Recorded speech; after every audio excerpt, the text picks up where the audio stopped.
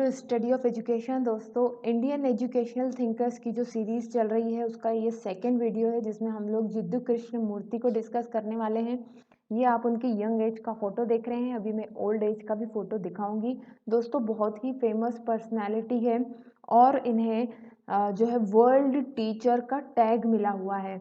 देखिए दोस्तों, जो कुछ मैं इस वीडियो में बताने वाली हूँ बहुत ही हर एक पॉइंट बहुत ज़्यादा इम्पॉर्टेंट होने वाला है। आप चाहें तो कॉपी पेन ले करके बैठें, आपके पूरे नोट्स तैयार हो जाएंगे जिद्दू कृष्ण मूर्ति या आप कह लें इंडियन एजुकेशनल थिंकर्स के ऊपर। तो चलिए स्टार्ट करते हैं अपनी इस सीरीज़ को। पहले मैं आप लोगों को बता दूं ये किन तरीके के स्टूडेंट्स के लिए है। जो भी आप टीचिंग एग्ज़ाम देने जाने वाले हैं या फिर NT UGC NET paper 1, education paper 2, BEd MEd या एमए एजुकेशन जैसे किसी भी कोर्स में आप हैं तो आपको ये सब कुछ पढ़ना है। जैसा मैं बता रही हूँ, इस सीरीज़ में हम सारे एजुकेशनल थिंकर्स को डिस्कस कर रहे हैं। पहले इंडियन एजुकेशनल थिंकर्स को डिस्कस करेंगे। आपने जो कमेंट्स में मुझे आंसर दिया था उसके मुताबिक, तो देखिए उसी के मुताबिक सेकंड हमारे जे कृष्ण मूर्ति है। तो चलिए इन्हें देख लेते हैं। दोस्तों, आप लोगों को बता दूं, अगर आप एनटी यूजीसी नेट की तैयारी कर रहे हैं तो एनटी यूजीसी नेट के पिछले 16 सालों के 2004 से लेकर 2020 तक के जितने भी सॉल्व्ड पेपर है हिंदी इंग्लिश दोनों में, paper 1, education paper 2, psychology, commerce और इसी के साथ अब मैनेजमेंट भी इसमें जुड़ने वाला है जल्दी ही 1-2 दिनों में। तो आप जा कर के फ्री में इन्हें पढ़ सकते हैं। कमेंट बॉक्स में और डिस्क्रिप्शन में आपको लिंक मिल जाएगी। और अगर दोस्तों पहली बार आप देख रहे हैं हमारे वीडियो को और इस तरीके के वीडियो आप देखना चाहते हैं तो हमारे चैनल को सब्सक्राइब ज़रूर करें, बेल आइकन दबाएं। और ये जो 2 प्लेटफॉर्म है टेलीग्राम एंड फेसबुक, यहाँ पर भी हम प्रेजेंट हैं, आप चाहे तो फॉलो कर सकते हैं। खैर चलें अपने मेन टॉपिक पर आ जाते हैं, educational philosophy of Jiddu Krishnamurti. तो सबसे पहले अच्छा ये भी देख लीजिए, हम ये चीज़ें डिस्कस करने वाले हैं। इसमें हम इंट्रोडक्शन टू जिद्दू कृष्ण मूर्ति देखेंगे, उनकी क्या फिलोसॉफी थी, उनके according curriculum, teaching, school, teacher क्या होता है, लर्नर कैसा होना चाहिए, डिसिप्लिन कैसा होना चाहिए, ये सभी कुछ देखेंगे। अब चले आ जाते हैं इंट्रोडक्शन टू जिद्दू कृष्ण मूर्ति। अब देखें आप यहाँ पर कि 11th में 1895 को इनका बर्थ हुआ था और 1986 में इनकी जो है डेथ हुई है। ठीक है। अच्छा, इनकी माताजी जब ये 11 साल के थे तब उनकी मृत्यु हो गई और यहीं से इनकी ज़िंदगी चेंज होती चली गई। क्यों होती चली गई? कि जब इनकी माताजी की डेथ हो गई, ठीक है, और इनके पिताजी क्या थे, पिताजी इनके ब्रिटिश कॉलोनियल एडमिनिस्ट्रेशन ऑफिस में काम करते थे। और जब माताजी की डेथ हो गई, वो रिटायर्ड हो गए, तो वो कहाँ आकर के काम करने लगे? Theosophical society. अब ये थियोसॉफिकल सोसाइटी क्या है दोस्तों? ये एक धार्मिक संस्था है ग्रीक लोगों की जो उनके जो धर्म है उसका प्रचार करती है। जैसे कि हमारे यहाँ ब्रह्मो समाज और इस तरीके की होगी, ऐसी ही थियोसॉफिकल वहाँ की ग्रीक की एक सोसाइटी थी। तो इनके फादर वहाँ पर काम करने लगे और वहीं पर जो है इनका कांटेक्ट हुआ एनी बेसेंट से। अब ये एनी बेसेंट इनके लिए एक मदर फिगर थी। ये मात्र 14 साल के थे जब ये इनके कांटेक्ट में आए एनी बेसेंट के। जैसे कि मैंने बताया, बहुत फेमस पर्सनैलिटी थी एनी बेसेंट। उस समय जो आज़ादी का काम चल रहा था, इंडियन नेशनल कांग्रेस की हेड भी ये रही, जैसे मैंने आपको बताया। ठीक है। तो उनके कांटेक्ट में आई, वो इन्हें मतलब कि इनकी गार्जियन बनी और इन्हें लेकर के चली गई कहाँ? इंग्लैंड। इंग्लैंड में 10 सालों तक इन्होंने पढ़ाई करी। और दोस्तों पढ़ाई की, और आपको मैं ये बताना चाहूँगी कि पढ़ने में इतने अच्छे नहीं थे, 3 बार अपने मैट्रिक के एग्ज़ाम में फेल हो गए। और उसके बावजूद भी आप ज़रा यहाँ नज़र डालिए, यहाँ पर ये इनकी 3 बहुत ही फेमस बुक है। ये बुक्स यहाँ लिखने से क्या मतलब है? क्योंकि एग्ज़ाम में कई बार बुक्स भी दे दी जाती है कि ये बुक किसने लिखी थी। तो अब आप ये ध्यान दें, at the feet of the master, the first and last freedom, freedom from the known. ये तीनों किताबें लिखी तो बहुत सारी है, पर ये 3 बहुत फेमस किताब है जो जे कृष्ण मूर्ति ने लिखी है। ठीक है। अब एक चीज़ पे आपका पॉइंट और मैं ले जाना चाहूँगी, वो है दोस्तों, देखिए इनका बर्थ कब है? 1895। और इन्होंने ये जो फर्स्ट बुक है कब लिख दी है? 1910 में। मतलब महज 14-15 साल की उम्र में इन्होंने एक पहली किताब लिख दी थी। और अब यहाँ पर ये भी ध्यान दें कि 10 साल इंग्लैंड में पढ़ने के बाद भी अपनी मैट्रिक एग्जाम ये पास नहीं कर पाए। ठीक है। तो अब देखिए कितना ज़्यादा एक पर्सनैलिटी में वेरिएशन आ रहा है। इसका मतलब ये नहीं है कि पढ़ने वाले, जो एग्ज़ाम पास करने वाले ही लोग इंटेलिजेंट या समझदार होते हैं। ठीक है, तो अब यहाँ देखिए, अब वहीं पर जब इनकी माता की जब डेथ हो गई थी और एनी बेसेंट इन्हें जब बाहर पढ़ने के लिए ले गई, वहीं इनके ब्रदर की भी डेथ हो गई, नित्यानंद की, जिससे इनकी पूरी ज़िंदगी चेंज हो गई और अब इन्हें दुनियादारी से कोई मतलब नहीं रहा। और वहीं से इन्हें जितनी भी वहाँ पर पोस्ट वगैरह मिली हुई थी, ये जो थियोसॉफिकल सोसाइटी थी उसके हेड भी ये बन गए थे वहाँ रहते रहते, तो सब कुछ छोड़ छाड़ के ये वहाँ से आ गए और क्या बोलकर आए, I want to free man from chains and fears, डर और किसी भी नाते से मैं अब दूर रहना चाहता हूँ। I am not finding a new religion, मैं कोई नया रिलीजन नहीं ढूंढ रहा हूँ। My only purpose is to free man completely. तो फ्रीडम को इन्होंने बहुत ज़्यादा इम्पोर्टेंस दिया। यहीं से ये बताने का रीज़न क्या है, क्योंकि अगर आपके पास बेस नहीं होगा तो आप इनकी फ़िलोसॉफ़ी को समझ नहीं पाएंगे। ठीक है, तो फ्री मैन का इनका मतलब क्या है कि अगर कोई इंसान माइंड से फ्री रहेगा तभी उसके पास नॉलेज हो सकता है, तभी उसके पास असली एजुकेशन होगी। अगर आप ऊंच नीच, जात पात, काले गोरे के रंग भेद में अगर रहेंगे, मतलब कि आपका माइंड फ्री नहीं है, आपका माइंड कहीं ना कहीं उलझा हुआ है, मतलब कि आप एजुकेशन ले ही नहीं सकते, रियल नॉलेज आपके पास आएगा ही नहीं। ठीक है, मतलब आपका दिमाग तो कहीं और ही उलझा हुआ है, नॉलेज कहाँ से मिलेगा आपको। ठीक है, तो यहाँ से कॉन्सेप्ट होती है इनके फ्रीडम वाला जो कॉन्सेप्ट, इनका मेन कॉन्सेप्ट किसके ऊपर है, फ्रीडम। नॉलेज तभी आएगा जब माइंड में फ्रीडम होगी। ठीक है, चलिए अब आगे बढ़ते हैं, अब देखते हैं इनके एजुकेशनल थॉट्स क्या हैं। The main M of education should be the development of spirituality. अभी कंफ्यूज नहीं होइएगा, मैं इसको आगे एक्सप्लेन करती हूँ। Among human beings, spirituality does not means being slave of any religion. अभी क्या बोल रहे हैं कि इंसान में स्पिरिचुअलिटी डेवलप होनी चाहिए, है ना, आध्यात्मिकता। तो अब आप बोलेंगे कि जब पहले तो बोल रहे हैं कि आध्यात्मिकता नहीं होनी चाहिए, तो ये इनके लिए आध्यात्मिकता ये नहीं है। आध्यात्मिकता है not means being slave of any religion, किसी भी रिलीजन का आपको नौकर नहीं बन के रहना है। असली स्पिरिचुअलिटी क्या है, gaining knowledge of reality, reality का नॉलेज होना ही स्पिरिचुअलिटी है इनके अकॉर्डिंग, जिससे आप self realization and self analysis कर पाए। ठीक है, तो इनके अकॉर्डिंग, जिद्दू कृष्णमूर्ति के अकॉर्डिंग क्या है, स्पिरिचुअलिटी क्या है, असली रियलिटी के नॉलेज का गेन कर लेना, जिससे आप सेल्फ रियलाइज कर पाए, अपने आप को रियलाइज कर पाए और अपने आप को एनालाइज कर पाए, है ना, स्व विश्लेषण कर सकें आप अपना। ठीक है, उसके बाद ही बोल रहे हैं कि एजुकेशन जो है, scientific discoveries and technical education should not be for destroying human and civilization. ठीक है, तो जो एजुकेशन हो रही है जिसमें जो टेक्निकल चीज़ें, साइंटिफिक चीज़ें हैं, वो इस तरीके से यूज़ हो कि ह्यूमन सिविलाइजेशन खत्म ना हो, क्या हो, वेलफेयर ऑफ ह्यूमन बीइंग हो उससे। जैसे कि अभी हम देख रहे हैं ये कोरोना वोरोना का चक्कर, क्या बोला जाता है कि चाइना के किसी लैब से निकला है, तो टेक्निकल चीज़ है, ऐसी टेक्निकल चीज़, साइंटिफिक चीज़ हम पे भारी पड़ गई कि पूरा ह्यूमन सिविलाइजेशन खतरे में आ गया है।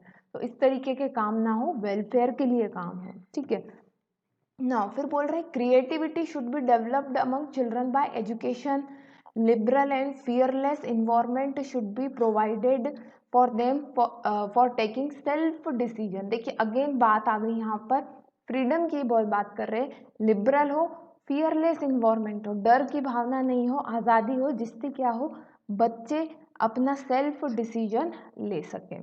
ठीक है, फिर बोल रहे हैं the aim of education should be spread love for human being in and nature, the concept of spirit of diversity as the strength not as the weakness। और ये बोल रहे हैं कि जो विविधता का जो कॉन्सेप्ट है कि भाई अलग अलग लोग हैं, वो एक स्ट्रेंथ होती है किसी के लिए, वीकनेस नहीं होती है। ठीक है, तो need to be spread among the mind of the young children. तो आपको ये बताना है कि जो अलग अलग बच्चे हैं, वो डाइवर्सिटी एक अच्छी चीज़ है, ना कि कोई कमज़ोरी है। तो आपको सभी ह्यूमंस को इक्वल ट्रीट करना है, उनसे प्यार करना है, किसी से भेदभाव नहीं करना है। ठीक है, तो डाइवर्सिटी, एक्सेप्टेंस ऑफ डाइवर्सिटी होना चाहिए। हमारे घर में 4 अलग अलग तरीके के लोग हैं, तो हम उन्हें एक्सेप्ट कर पाए, ना कि हम उनकी बुराई करें, है ना, इस तरीके की चीज़ ना होना। ठीक है, फिर education is not transmission of the existing value in the mind of child and it's to think critical and rationally. तो सिर्फ जो एग्जिस्टिंग वैल्यूज़ है वही ट्रांसमिट कर देना कोई एजुकेशन नहीं है। उसका माइंड उसको क्रिटिकली और रैशनली एनालाइज कर पाए, ये असली एजुकेशन होगी। ठीक है ना, education should help them to break down our social and rational barrier instant of emphasizing them. और एजुकेशन क्या हो, एजुकेशन ऐसी हो जो सोशल और रैशनल जो बैरियर्स हैं उनको तोड़े, ना कि उनके ऊपर जोर दे। ठीक है, फिर है education help individual free from all social barriers. Education ऐसी हो कि सामाजिक जितने भी बाधाएं हैं उन सबसे बच्चा दूर हो जाए। फिर बोल रहे हैं there should be complete freedom so the minds are used to their higher capacity. और जैसे मैंने बताया कि माइंड में फ्रीनेस होनी चाहिए, तभी आप हायर कैपेसिटी अपने दिमाग को अच्छे से अच्छा ज़्यादा से ज़्यादा यूज़ कर पाएंगे। ठीक है, education should provide full opportunity for children can express themselves and develop their own capability. और एजुकेशन ऐसी हो कि बच्चे अपने आप को एक्सप्रेस कर पाएँ और अपनी कैपेबिलिटीज़ को बढ़ा पाएँ। वहीं एक कोट भी है इनका, आपको कोट भी हमेशा ध्यान रखना है किसने कौन सा कोट दिया है, क्यों, क्योंकि एग्जाम में बुक्स जैसे पूछी जाती है ऐसे कोट्स भी पूछे जाते हैं। ठीक है, एजुकेशन हेल्प्स अस टू से नॉन मैकेनिकल एंड इंटेलिजेंस। क्या कहने का मतलब है, शिक्षा हमें समझदार, गैर यांत्रिक और बुद्धिमान बनाने में मदद करती है। तो जो असली एजुकेशन है आपको समझदार बनाएगी, बुद्धिमान बनाएगी, और उसके लिए ज़रूरी नहीं है कि आप सिर्फ मैकेनिकल चीज़ों का यूज़ करें। अगर असली एजुकेशन है तो आप अपने आप जो है बुद्धिमान बन जाएंगे, आपको मैकेनिकल चीज़ों की ज़रूरत नहीं होगी। अब देखिए करिकुलम क्या है, भाई क्या पढ़ाएं बच्चों को ये बता रहे हैं। तो इनके जो, अब आपको ये पता होना चाहिए, जो जिद्दी कृष्णमूर्ति हैं इनके अलग अलग वर्ल्ड में बहुत सारे स्कूल्स हैं, इनके ट्रस्ट हैं जो इनकी फिलोसॉफी पर बेस्ड पढ़ाई करवाते हैं। ठीक है, तो अलग अलग यहाँ बता रहे 8 स्कूल्स हैं इनके वर्ल्ड में अलग अलग जगहों पर, और बहुत सारे और भी ट्रस्ट हैं जो दूसरे स्कूल्स को फंडिंग देते हैं। ठीक है, he suggested that curriculum should according to the interest of child, child के इंटरेस्ट के अकॉर्डिंग होना चाहिए। Subject and content organization in curriculum should be basis of principle of child psychology. जो भी आप पढ़ा रहे हैं, उस पढ़ाने का जो ऑर्गेनाइजेशन है, जो भी आप पढ़ाने जा रहे हैं वो बच्चे की साइकोलॉजी के अकॉर्डिंग होनी चाहिए। क्यों, क्योंकि by which natural interest of child can be develop, तभी बच्चे का नेचुरल इंटरेस्ट डेवलप हो पाएगा, तो छोटे से वो बड़ी चीज़ों तक पहुंचेगा। Now in curriculum there should be a place for art, poem, music for the development of creativity. तो ये तो मैंने टैगोर को जब डिस्कस किया था तब भी बताया था कि हमें क्रिएटिविटी अगर बच्चे में डेवलप करनी है तो हमें आर्ट साइड की जो भी चीज़ें, आर्ट, म्यूज़िक, ड्रामा, पोएम, ये सब पढ़ाना है, और साथ ही वोकेशनल एजुकेशन देनी है। तो आपको अलग अलग तरीके की स्किल्स उनको सिखानी है ताकि वो अपनी लाइवलीहुड अर्न कर सके, पैसे कमा सके अपने रोज़ाना दैनिक दिनचर्या के काम चलाने के। ठीक है, फिर बात आते हैं टीचिंग मेथड। टीचिंग मेथड इनके अकॉर्डिंग कैसे होनी चाहिए, activity and learning by doing.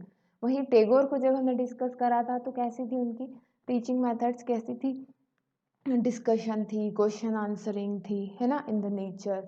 ठीक है, तो learning by doing, self learning के लिए प्रमोट कर रहे हैं ये। और देखें और कैसी मेथड होनी चाहिए, teacher should use experimental, self study, scientific, self analysis and play way method. तो जितनी भी प्रैग्मेटिज्म में जो भी मेथड्स यूज होती हैं वो सभी मेथड्स को ये सपोर्ट करते हैं। ठीक है, नाउ टीचर कैसा होना चाहिए, अब ये ध्यान रखें आप, टीचर इनके अकॉर्डिंग है कंप्लीट ह्यूमन बीइंग होना चाहिए।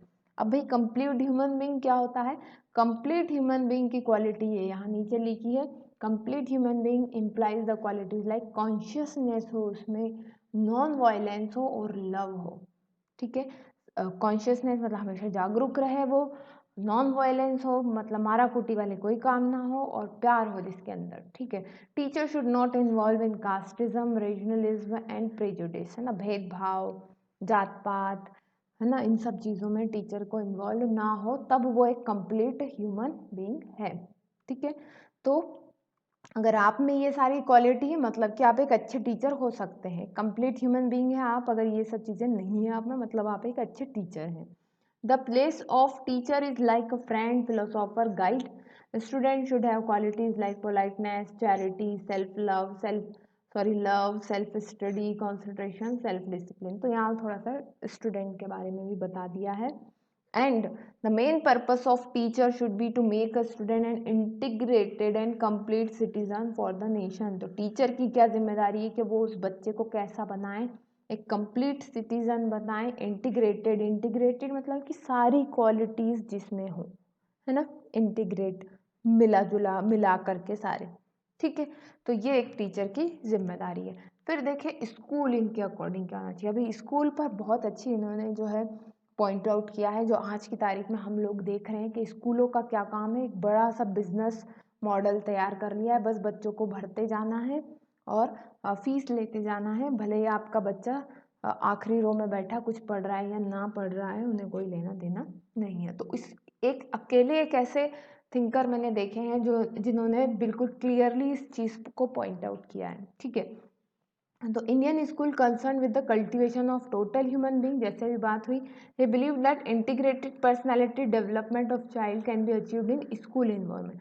तो बोल रहे हैं इंटीग्रेटेड जो पर्सनालिटी है, सब चीज़ें जिसमें हो, वो पर्सनालिटी कहाँ बनती है, स्कूल में बनती है।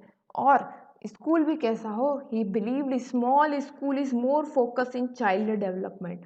ये बोल रहे हैं छोटा स्कूल चाइल्ड के डेवलपमेंट में ज़्यादा फोकस करता है। He was said that real education may be given only through a small school. जो असली एजुकेशन है वो छोटे स्कूल में मिलती है, where the teacher can give more attention to each and every student, जहाँ पर एक टीचर हर एक बच्चे को अच्छे से अटेंशन दे सकता हो। और बड़े स्कूलों के बारे में इन्होंने क्या पॉइंट आउट किया है, a big school with hundreds of children is just like a big industry. बड़े स्कूल जिसमें बहुत सारे बच्चे होते हैं एक बिग इंडस्ट्री या बिग गवर्नमेंट ऑफिस की तरह है या बिग बैंक की तरह है, that aim complementing certain routine work in mechanical manner, जिनका बस क्या काम है कि जो उनका रूटीन वर्क है वो कंप्लीट करना है कि 7:20 पर बच्चे स्कूल में आ जाएं, हर 40-40 मिनट के पीरियड्स लगे और 2-2:30 बजे उनकी छुट्टी हो जाए, उन्हें कोई मतलब नहीं है किस बच्चे ने क्या सीखा। तो ये मैकेनिकल मैनर में काम करते हैं कि रोज रूटीन फॉलो हो गया, दैट इज द स्कूलिंग, ठीक है। जबकि इनके अकॉर्डिंग अच्छा स्कूल क्या है, स्मॉल स्कूल जहाँ पर हर एक बच्चे पर फोकस किया जा सके, ठीक है। चले खैर आगे बढ़ते हैं। अब बोल रहे हैं लर्नर किस तरीके के होने चाहिए जय कृष्णमूर्ति के अकॉर्डिंग, यूनिक कैरेक्टरिस्टिक। आपको समझना पड़ेगा कि हर एक लर्नर यूनिक है, हर एक इंडिविजुअल यूनिक है। तो teacher need to understand the unique quality of people and then provide teaching appropriately. तो पहले बच्चे को समझे और उसके अकॉर्डिंग फिर टीचिंग दे। इसीलिए तो ज़रूरी है कि छोटे स्मॉल लेवल पर बच्चों को पढ़ाया जाए। अगर बहुत सारे बच्चे होंगे तो टीचर क्या तो समझ पाएगा कि बच्चा कैसा है मेरा, ठीक है। फिर वो कहाँ से इंडिविजुअल टीचिंग करवा पाएगा। इसलिए इनका कॉन्सेप्ट है कि छोटे लेवल पर छोटे स्कूल पढ़ाए, जहाँ टीचर कम से कम बच्चे का नाम तो जाने, क्या उसकी प्रॉब्लम है, क्या किन चीज़ों में अच्छा है, ये तो समझने का उसके पास टाइम हो, ठीक है। Now every children has different potentiality, हर एक चिल्ड्रन का अपना अलग पोटेंशियल है ना। So teacher should observe the child then arrive at his own conclusion. तो उसका पोटेंशियल समझे फिर कंक्लूजन पहुंचे कि भाई इस बच्चे को कैसे डील करना है। ये कॉन्सेप्ट है कृष्णमूर्ति का। फिर है डिसिप्लिन। डिसिप्लिन कैसा होना चाहिए, तो जैसे हमने टैगोर में के केस में बात करी थी कि सेल्फ डिसिप्लिन की वो बात करते हैं, ऐसे ही यहाँ पर भी वो बोल रहे हैं कि सेल्फ डिसिप्लिन, अपने से अंदर आए बच्चे के अंदर डिसिप्लिन आना चाहिए, ठीक है। Believe that freedom never come through discipline. तो जो आज़ादी है वो डिसिप्लिन से नहीं आएगी। अगर आप डिसिप्लिन में रख देंगे मतलब कि आपने डरा के रखा है, बच्चा आपके डर के कारण बैठा हुआ है, तो फिर फ्रीडम उसके अंदर कहाँ से आया। और अगर फ्रीडम नहीं है उसके दिमाग में तो उसको नॉलेज भी गेन नहीं होगा, ठीक है। तो अल्टीमेटली आपको सेल्फ डिसिप्लिन की तरफ लेकर के जाना है ना। फियर ना हो, ना ही टीचर में फियर हो। यहाँ पर देखिए लास्ट में ये बोल भी रहे हैं इस बात को, he thinks that if teacher himself should be fearless. अगर टीचर खुद फियरलेस होगा, it result child behave also fearless, तो बच्चा भी अपने आप फियरलेस होगा। अब टीचर इस फियर में जी रहा है कि अगर बच्चे आवाज़ करेंगे तो प्रिंसिपल जो है वो आकर के क्लास मेरी लगा देगी। तो टीचर के मन में फियर है, इसलिए वो बच्चों को भी फियर में डाल रहा है, डरा के रख रहा है, ठीक है। तो अल्टीमेटली सब कोई फियर में है, तो कहाँ से नॉलेज निकलेगा और कहाँ जाएगा। तो फियरलेस इन्वायरमेंट होना चाहिए। अगर फियरलेस इन्वायरमेंट है तो बच्चा आप जो पढ़ा रहे हैं वो पढ़ेगा, आपसे क्रॉस क्वेश्चन करेगा, आप फिर उसे समझाएंगे, ये प्रोसेस चलती रहेगी। और ऐसे में क्या होगा, जब बच्चे के क्वेश्चंस के आंसर मिलते हैं तो he will take interest in that, ठीक है। और जहाँ बच्चे का इंटरेस्ट आया तो फिर वो तो अपने आप ही डिसिप्लिन में चीज़ें चलने लगेंगे, ठीक है। तो ये कॉन्सेप्ट था डिसिप्लिन का। तो इसी के साथ जो है हमारा जय कृष्णमूर्ति का जो एजुकेशनल फिलोसॉफी है, उनके अकॉर्डिंग करिकुलम, डिसिप्लिन, स्कूल क्या होना चाहिए, ये सब हमने देखा। होप आप लोगों को पसंद आया होगा वीडियो। फिर जल्दी मिलेंगे हम नेक्स्ट वीडियो में, तब तक के लिए best of luck and bye.